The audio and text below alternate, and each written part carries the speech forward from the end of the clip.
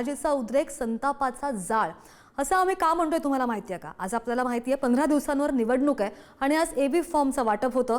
मात्र आज दिवसभर आम्ही प्रत्येक गोष्ट दाखवण्याचा प्रयत्न केलेला आहे. कुठे कुठे नाराजी नाट्य घडलं, कसा उद्रेक झाला कार्यकर्त्यांचा आणि त्याच संदर्भात दिवसभर काय घडलं तसा सविस्तर आढावा आपल्याला या बुलेटिनमधून घ्यायचा आहे. सविस्तर पॅकेजेस, रिपोर्ट्स आपण पाहणार आहोत. शिस्तीचा पक्ष अशी ओळख असलेल्या भाजपच्या कार्यकर्त्यांनी तिकीट नाकारलं आणि त्यामुळे संभाजीनगरमध्ये राडा झाला. भाजपच्या मध्यवर्ती कार्यालयामध्ये हा सगळा गोंधळ पाहायला मिळाला. नोकरी सोडली, केसेस अंगावर घेतल्या, तरी सुद्धा उमेदवारी नाकारली आणि त्यामुळे दिव्या मराठे यांनी मोठा संताप व्यक्त केलाय. इतरही संतप्त कार्यकर्त्यांचा असाच उद्रेक पाहायला मिळाला. पाहूया. संभाजीनगरमध्ये नाराज भाजपा कार्यकर्त्यांचा उद्रेक. उमेदवारी नाकारल्यानं भाजपा कार्यकर्त्यांचा संताप.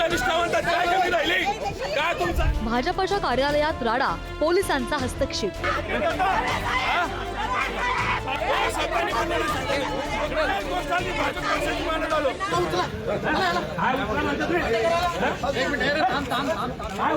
संभाजीनगरमध्ये उमेदवारी न मिळालेल्या भाजपा कार्यकर्त्यांच्या संतापाचा हा असा उद्रेक पाहायला मिळाला.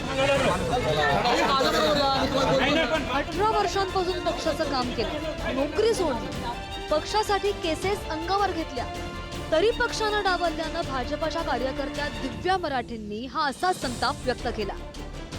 माझ्यावर 18 केसेस आहेत, अजून केसेस आहेत, अजून 3 केसेस अजून बाकी आहेत. जी बाई कधी पक्षात आलेली पण नाहीये, म्हणजे आणि तशा बाईला जर तुम्ही तिकीट देत असाल, ही भाजपचं म्हणजे काय बघतं, भाजप काय बघतं? मला याचा न्याय पाहिजे, मला न्याय पाहिजे, मला एकतर तिकीट पाहिजे, नाही तर मी इथे आमरण उपोषण करणार आहे.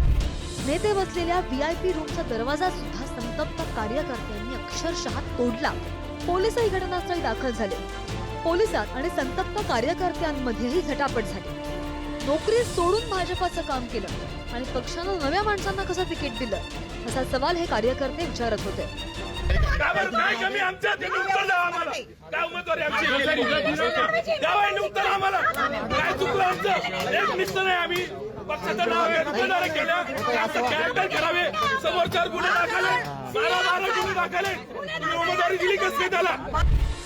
एक महिला कार्यकर्ती हातामध्ये अक्षरशः पेट्रोल घेऊन भाजप कार्यालयात आली होती. आत्मदहनाचा इशारा दिला. आत्मदहन करणार म्हणजे करणारच. त्यानंतर पोलिसांनी काही महिला कार्यकर्त्यांना ताब्यात घेतलं. पेट्रोल आणून मी जाणार नाही, आत्मदहन करणार म्हणजे करणारच. त्यानंतर पोलिसांनी बळाचा वापर करून काही कार्यकर्त्यांना ताब्यात घेतलं. कार्यालयाबाहेर रस्त्यावर हे कार्यकर्ते आले. पोलिसही या कार्यकर्त्यांसोबतच रस्त्यावर आले. कार्यकर्त्यांनी त्यानंतर रस्त्यावर ठाण मांडलं. 3 पिढ्या पक्षाचं काम करूनही तिकीट मिळत नसेल तर ठिय्या आंदोलनाचा इशाराही देण्यात आला. मी मंडळाचा प्रत्येक पक्षाचं काम जबाबदारीने पार पाडलेलं आहे. मी पक्षाचा पदाधिकारी आहे. युवा मोर्चा शहराध्यक्ष राहिलो, कामगार मोर्चा उपाध्यक्ष राहिलो, अनुसूचित मोर्चाचा 3 वर्षापासून मी जिल्हा सरचिटणीस आहे. मी काय चुकलं माझं यांनी मला सांगावं. का बरं माझ्यासोबत यांनी केलं? कशामुळे काय निष्ठावंतात कमी राहिली? आमच्या निष्ठावंतात काय कमी राहिली? काय तुमचं आम्ही कोणतं घोडं मारलं, काय पाप केलं? उमेदवारी नाकारल्यानं उपोषण करण्याचा इशारा भाजपाच्या नाराज कार्यकर्त्यांनी दिला. भाजपा कार्यालयात नाराज कार्यकर्त्यांचा हा गोंधळ सुरू असताना पोलीस हतबल अवस्थेत बघ्याच्या भूमिकेमध्ये असल्याचंही दिसलं. हा सगळा गोंधळ सुरू असताना मंत्री अतुल सावे आणि भागवत कराड हे नेते मागच्या बाजूनं गाडीतून निघून गेले.